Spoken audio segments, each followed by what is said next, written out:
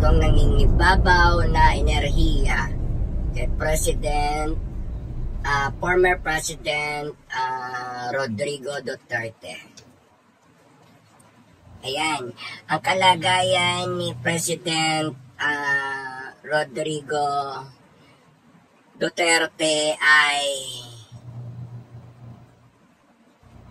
maaring hindi talaga maganda. At meron siyang sakit na nararamdaman. At emergency na kailangan talagang gawin. Tingnan nyo, nananakit na yung katawan niya at super negative ang nakita natin. Dulot at epekto ng gaya ng sinabi ko na marami siyang inisip niya ang mga mamayang Pilipino, ang bansang Pilipinas ay lahat ng pinaghirapan niya at magagandang plano niya ay mababaliwala o nababaliwala, no? At nagto-throwback sa kanya yung mga ginawa niyang magagandang plano na hindi ngayon na itutuloy o nagagawa at iniisip niya ang mga pinaghirapan niya. Ayan, yung mga build niya, yung mga pinagawa niya, yung mga nagawa niya sa kasalukuyang siya ay nakaupo, no? Siya po ay nahihirapan na masakit na rin yung kaniyang ganito party ng katawan sa likod. Yan. Kaya panalangin natin ang kanyang kalusugan at ang kalagayan niya, no? Dahil hindi natin alam, kaya sabi ko nga agapan, pauwiin na bago pa mahuli ang lahat, no? At nawa makaligtas si PRRD sa kanyang kalagayan at mabigyan pa siya ng mahabang buhay at matulungan niya pa yung sarili niya. Dahil lahat ng mga sign pwedeng magkatotoo na. Then I saw the sign. Alright? So, next card is nahihirapan ang kanyang anak at na si BP Sara. Iniisip din niya ang kalagayan ni BP Sara at ang mga anak niyang Duterte na inaatake sa mga sitwasyon ng administrasyon ngayon. At number of 2, kaluhod, medyo mahirap man. Nahirapan na rin si BP Sara sa lahat ng hinaharap niya ngayon. Hindi niya lang pinapakita sa atin, at hindi lang pinapakita sa mga Pilipino, sapagkat si strong ang nagbibigay ng lakas at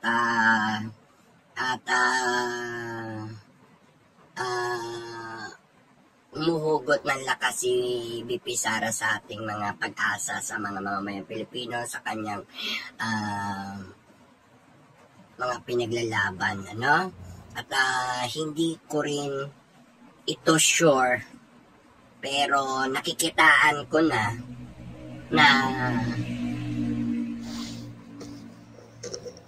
unexpected nagkaroon tungkol sa pwesto ni BP Sara, issue tungkol sa pwesto ni BP Sara at positive negative, dahil yung negative pwedeng magkaroon si BP Sara ng pangyayari na piliting mawala sa pwesto kasi 50-50 nga, or makakaupo na si BP Sara kasi sobrang dami na pera magkakaroon ng bless of Jesus kay BP Sara na maaaring magustuhan na ng mga taong bayan at pagpalain ng tadhana at ng Panginoong Diyos na siya ay maupo na sa pagiging presidente. As of now, gaya na nga ng sinabi ko, kaya ako lagi sinasabi sa inyo, dapat ang problema kasi kapag na malaki na o hindi na kaya, kailangan ng compress, ng lakas at kapangyarihan at katatagan at magiting na laban. At sinasabi rin dito kasi na kung kayang solusyonan ni BP Sara o pigilan o solusyonan ang mga problema ng 3 years, bakit pa aantayin maging 6 years? Yan. Kaya 50-50 na ang pwesto ni BP Sara. Either pagiging BP or either na for president. Ayan. Ayan. Si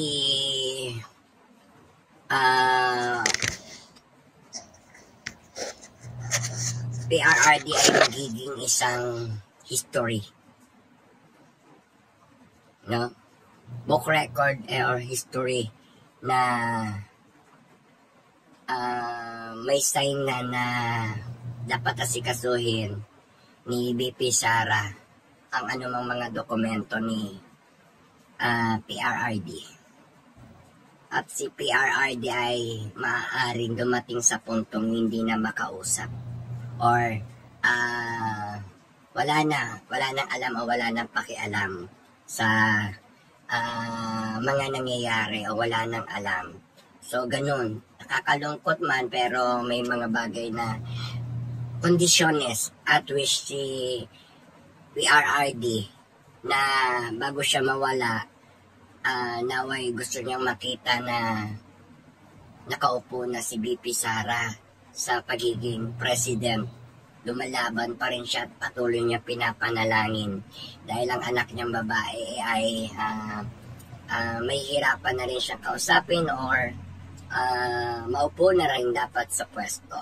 Ayan. Okay, yung makukuha ni PRRD yung mga o malulutas din niya yung mga ibang pagsubok at makakabawi din siya sa kanyang mga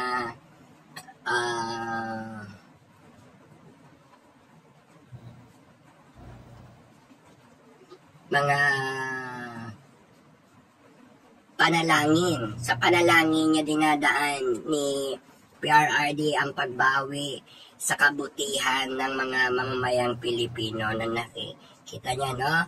At siya ay maaaring mabunutan na rin ng tinik. Natatakot at nakahanda. Marami si PRRD na iniisip. At yun, nagkakaroon ng komplikasyon. Siya ay napapagod, sumasakit na rin yung kanyang mga ulo sa kakaisip. Kaya maaaring maapektuhan talaga yung kanyang super lonely. Dahil wala siyang magawa. Ngunit kailangan niya magtiis. Yan. Number 5, I think.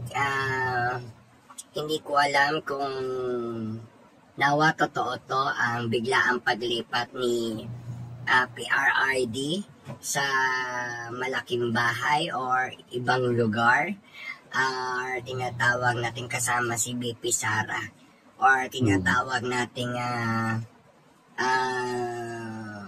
pagkaroon ng biglaang paglipat o pag-alis si PRRD. Nawa maging good sign na lang, no? At kawawa ang mga Pilipino, patuloy na naghihirap ng panahong wala na si PRRD na para bang umaasa yung mga mahihirap na makabalik si PRRD sa Pilipinas at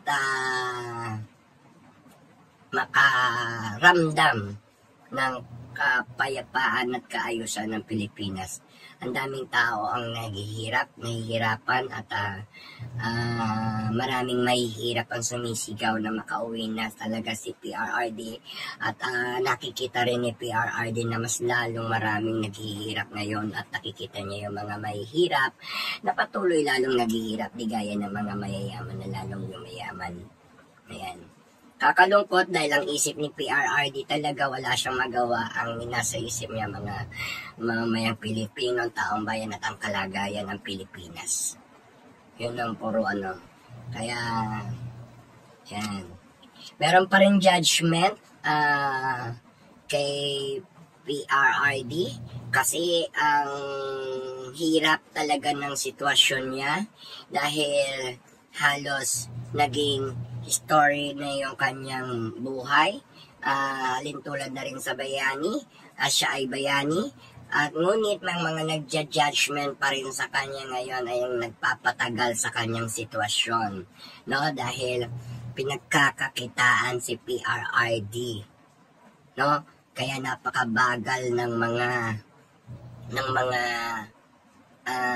kalayaan niya o release niya. Yan. Hanggang ngayon, gusto makatulong ni PRRD kung ano man yung kaya niya, kaya lang wala siyang magawa. At nag-iintay na lang ng pag-asa at umaasa. May mga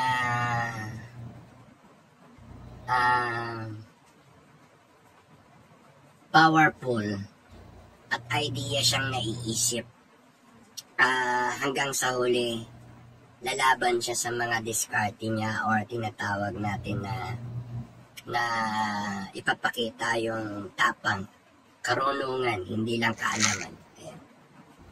Yan, matatapos din ang laban ni PRRD at magkakaroon siya ng pagpapasya kung saan siya uuwi. Or, magkakaroon ng wakas or katapusan yung kanyang laban. Paalala at pagpapakita ni PRRD na